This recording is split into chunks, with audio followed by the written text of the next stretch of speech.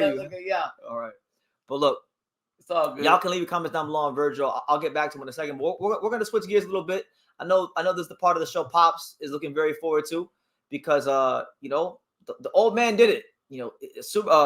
Ismael Barroso beat the brakes off of O'Hara Davies. I mean, one round. I mean, he beat him so bad. I know Oscar De La Hoya is like saying, why the hell did I sign this British dude? I know he's saying that to himself. So let's talk about Barroso because to me, he really stole the whole show with everything he had going on. Look, I'm gonna tell you guys this. One of the common themes that I saw when I went on social media after the live was done, and I saw looking at the reaction, is like look at Darren Fio. Darren Fio is tweeting in all caps. Yeah, he's all excited, fanboying out over Barroso. Yeah. A lot of the guys in boxing media who have been in boxing like decades longer than me that don't get excited about anything because they've seen so much. They've been in like some of the best fights ever. They were getting excited about Barroso. Yeah. So that lets you know that Barroso is becoming and is must-see TV. When you got Darren, same thing was happening when who else was tweeting like that? A couple other box fighters were tweeting just like this in all caps. He said, Barroso! Old man KO, first round knockout win. He dropped Davies hard twice, and that's that. Wins the WBA interim 140 and earns a rematch at Rolly after getting screwed against him. Barroso! Yeah. I'm telling you right now. For me, I like the feel good, the feel good stories like this one right here. This guy comes from a country that probably has a lot of money. He's looking for his opportunity.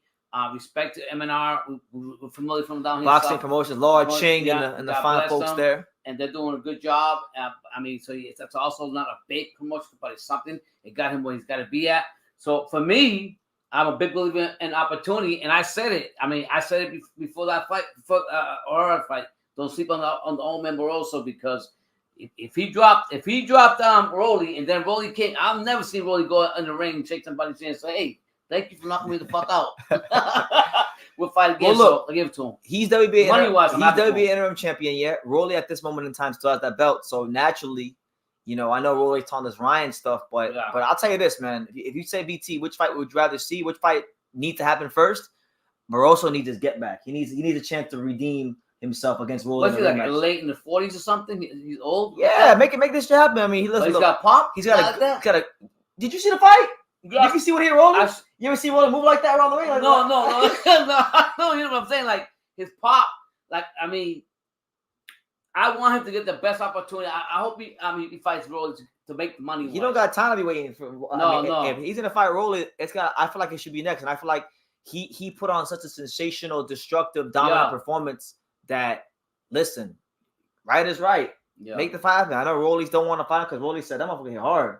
He's right. He told you. A lot of people laughed at Rolly when he said that. They said, "Well, look at you find this guy that not a lot of people heard of, and you're saying that." He's this and he's that. Well, look what he did this week. Yeah. He was an underdog. Wow. Yeah. I say I'm taking him because I just when he did to Rolly, I said he's gonna come here, and I just seemed like when he threw that punch on Davies, like it grazed his face. It wasn't straight. What happened with that punch, right? And O'Hara, he threw a straight right hand, and when he would throw the straight right hand, he would get into a square position. So a lot of time when you're fighting, if somebody throws a punch and they have forward momentum coming. You don't even got to really touch them that hard because they're already doing the work for you. They have a bunch of momentum coming forward. So it's almost like they're already generating the velocity for you. You just got to place the shot. And Barroso has naturally heavy hands. Yeah. So that's all he did was place that shot. And this guy's moving forward with all this momentum. And that was all she wrote. Wow. And didn't his corner say try to knock him out in the first round or something like that? Was it his corner? Well, no. If you listen, there was a clip. There was a clip where basically you can actually hear what his corner's telling him. Yeah. And his corner was telling him before he threw that whack ass straight right hand. They said he's measuring you. They were telling him what Barroso was doing. Yeah. And literally as they finished what they're saying, he throws a straight right hand and squares up and gets clipped. His corner told him what's gonna happen.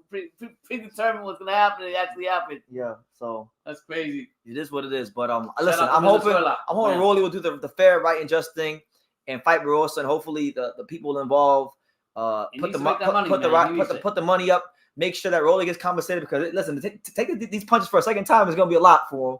And for Barroso, look, the guy. Listen, that this guy's earning every last opportunity he's getting in boxing because look, he's an old Venezuelan fighter with a small promotional company that doesn't have a lot of power and influence in the entire grand scheme of world boxing. So the fact that he's even in the position and he's this relevant in the sport, that's an accomplishment within itself. Yeah, big. And I mean, I've always said when you have an opportunity, especially here in America, you need to take it because you know when the door's going to close. And he got another opportunity. God bless him. Absolutely. So look, Pops, we gotta talk about it, right? Because the reality is this: you see it, you see what's on the screen. I know you see what's on the screen. Yeah, I see it. All right. The reality is, and this will be a separate video on its own. I want to give a shout out. I don't know if he's here watching, but if you watch the replay, shout out to my main man Jose Cruz, Miracle Boy Boxing. Go subscribe to him. You know, he's a upcoming channel. I doesn't have a ton of subscribers, but I enjoy listening to him talk about boxing. You know, he's just no nonsense. You know, good boxing talk, right? He's Puerto Rican, so he's big on Subriel Matias, but he made a great point, and it's the fact that these fighters at 140, man, these guys are disgraceful. All these guys, Devin, all of them, all the champions and guys who have held belts in the last year or so are disgraceful for 140. From 140, they're all. Yes, I can. Hold on. Let me get my point out. They're all disgraceful because when they talk about fights, they act like Subriel Matias don't exist, and he's a champion. He's literally the IBF. He's literally he's not a contender. He's not a whatever man. He's the IBF champion, right? So Regis Fogler, it took him like, bro. Regis Fogler was literally on Twitter saying nobody want to fight me. Yeah. And then Subriel Matias was literally screaming from the mountaintop before he was champion and want to fight him. Yeah. I remember when Subriel Matias was supposed to fight Jeremias Ponce. Yeah. I think that was for the title. When he was supposed to fight Jeremias Ponce for the belt the first time. Ponce all of a sudden had visa issues and the fight got pushed back all these months. So listen, I got a long memory. I remember these things, right? But nonetheless, look, I would love this fight right here. This is a fight that I would love because look, nobody else wants to fight Subriel Matias.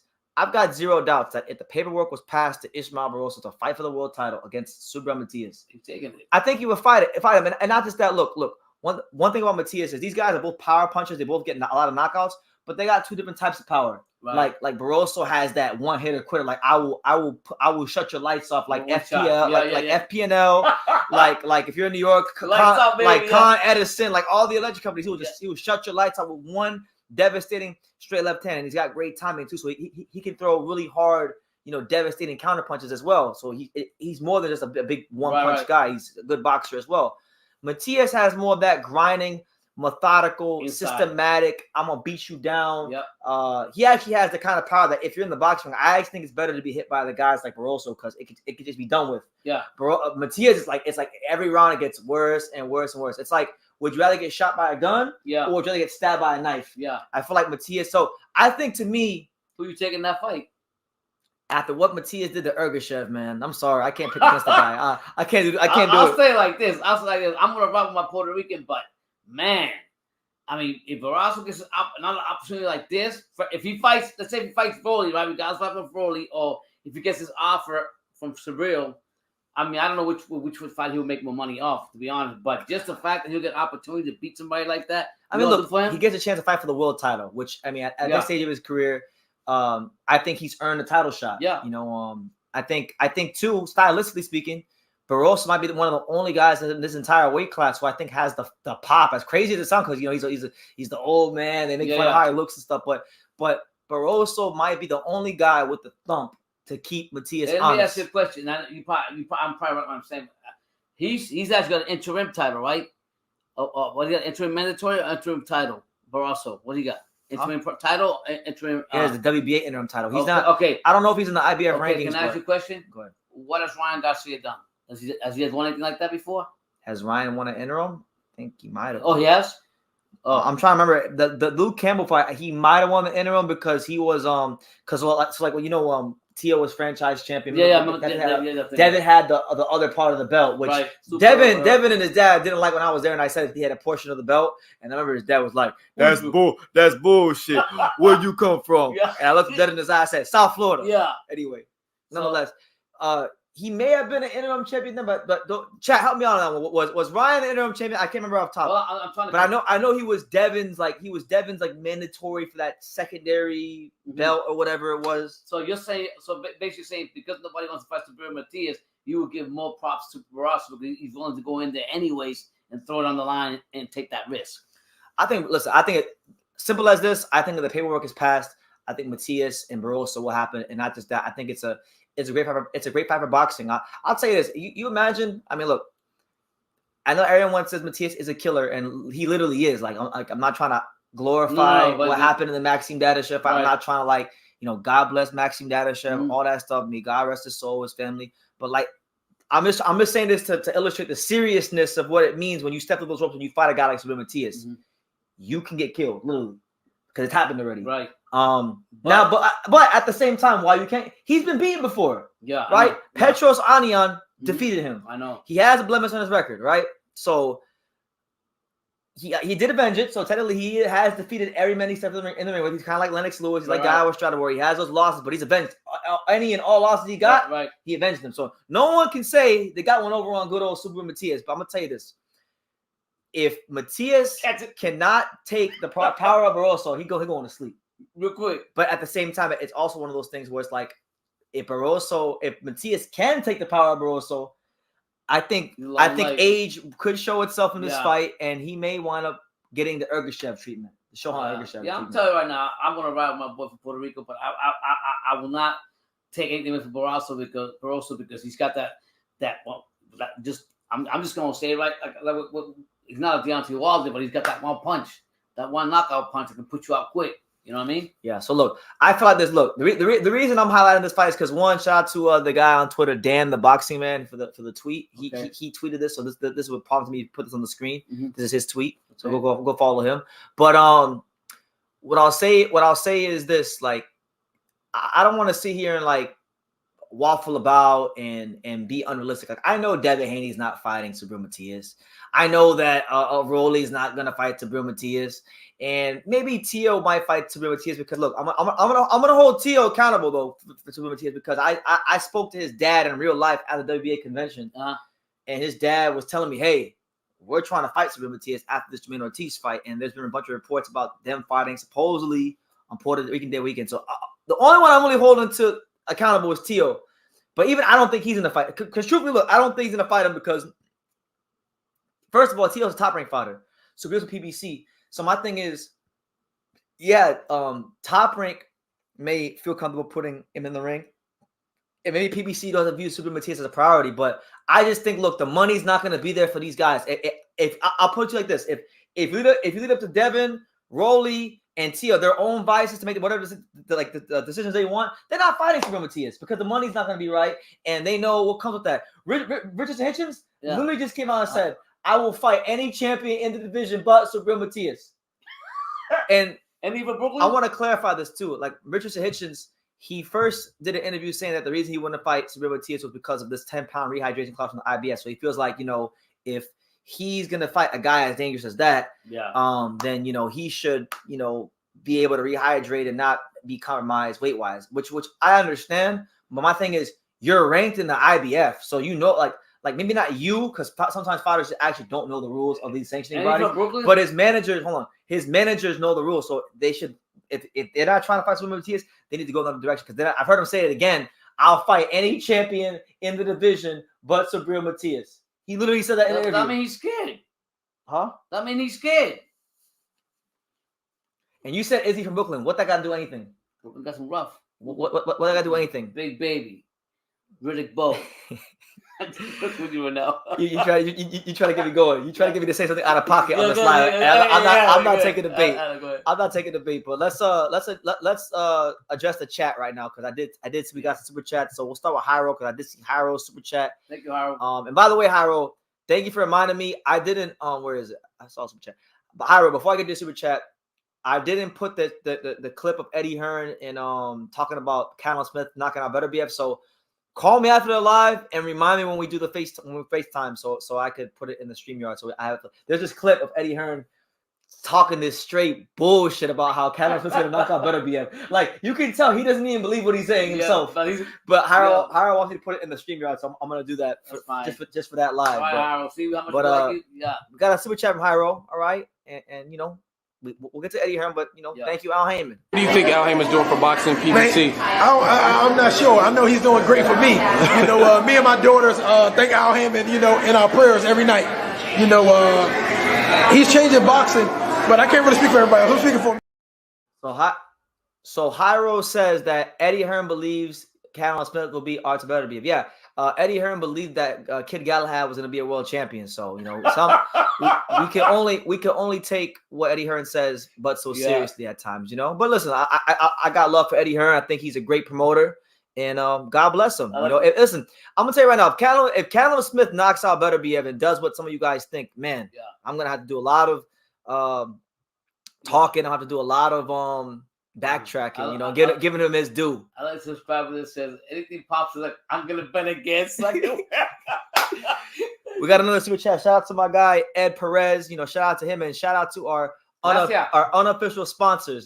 Big Baby Miller. Tell them who our sponsors are. Yeah. Vienna sausage, cinnamon buns, Wonder Bread, Kool-Aid with no motherfucking sugar. There you have it. So those are the unofficial sponsors. Shout out to Big Baby. Hopefully he gets what he needs to get in order in his own life. Yeah, God bless him. Ed Perez says, I'm enjoying the boxing talking. I'm enjoying being here. What's crazy is, guys, I had like no energy before this live started. And then I got on here and it's like I said it was only gonna be an hour. This is gonna be longer than an hour, right? Yeah. Because y'all give me energy. Y'all really do get me fired up about this whole boxing thing. So definitely you're enjoying the talk. I'm enjoying being here. You basically say you give more respect to Barroso than you will Progress if you fight Matias. Huh? You put more respect on Barroso's name. He said it could happen though. You thought Ergashev was going to be Matias. Yeah, but now that you bring it up, right? I don't know if y'all heard the news, but Ergashev was stabbed in his leg. Ergashev what? There's all these reports coming out that Ergashev got stabbed in his leg about 6 to 7 months before the fight. Oh, and there's a picture of he was in Russia. There's like a pool of blood. Now look, listen. He got his ass beat. He got his ass beat badly. Yeah. I'm not seeing him making an excuse, but he did get stabbed. That's actually a fact. Yeah. So that could have affected the whatever the kid. I mean, he did get beat, but what I love about all these boxing bullshit crap, it always comes out way after the fights happen. Come on, man. But you know what? I made a video about this that'll be out I think tomorrow. Yeah. I do think that might have played a role as to why he was talking about retirement. Oh, okay. Yeah. That's what I think. Because now that came out, we'll see. But yeah, I did, and he didn't. So nonetheless, that was a bad week for Brendan. But I'm gonna tell you this though. He had a better chance of beating Matias than Callum Smith does against Beterbiev. That's what I can say. Callum Smith has almost zero chance of beating Beterbiev. I mean, that's a new lie, but I'm saying what do people? I don't see Look, I'm telling you what it is. I'm telling you what it is. I'm telling you what it is. He got two big. Listen, I'm not gonna cap. They were impressive knockouts. He knocked out Leonard Castillo. That was that crazy knockout. Leonard Castillo was his leg was doing that crazy thing. Yeah. And then he knocked him at Mateo Bataleek. But come on, guys, let's just be real. Them guys, you can only fight the guys in front of you. But them guys was tailor made for a guy like Callum Smith, But so he did what he was supposed to do. We'll see. When Beterbiev puts that pressure on him, and when Beterbiev come with that educated, very short, very precise right hand. And he starts pushing up on him worse than John Ryder did. Yeah, and we'll see. I'm going to say it like this. I know Joe Smith is not Callum Smith. They're two different fighters. But the way Beterbiev came in there and walked down, what's his name? And I've seen it live, Joe Smith, and beat him down. Everybody is saying that Callum Smith's going to do this, Callum Smith's going to do that. I honestly think that Beterbiev lives for the moment. What I'm saying about that is he gives that little smile, okay, whatever, I'll fight you, I will fight you. But when that bell rings, he's gonna chop him down like he did Joe Smith. Again, we got another switch chat. Shout out to longtime viewer David Esther. I know David's happy because David has been badgering me for literally months. Eduardo Sugar Nunez this, Eduardo Sugar Nunez that. I finally got to make it the Eduardo Sugar Nunez video. So it's out there. It's out there. I know he's seen it. I know that some people listen. I know that some people think that Callum Smith is going to upset Beterbiev, but I'm asking the same question that my main man Johnny Boy is asking. Johnny Boy Combat Talking News. Shout out to him. Yeah, we say. I'm asking what upset? What upset are you talking about? What the fuck are you talking about? What are you talking about, Brazil? Oh, I smell an upset. Oh, I smell an upset. Go fuck yourself. Go fuck yourself. Oh man, what's going on? I'll say like this. I will don't give that to a Colin Smith. He's gotten a lot better with Buddy McGirt. I will say that. But there's not a monster. There's nobody like a monster like Big B. I mean, Big B, I think Big B's lost or got knocked down before, or whatever the case has been. Mm-hmm. But I don't see this happen. This guy's got that look in his face like, yeah, I'm coming. Yeah, so hey, we appreciate you, David. Yeah, thank you so much. What else? I know there was one more thing I wanted to touch on from the Golden Boy card, which was yes, correct. Okay. Mm-hmm. I wanted to actually, and some of you guys may hate me for this because I know that basically, this guy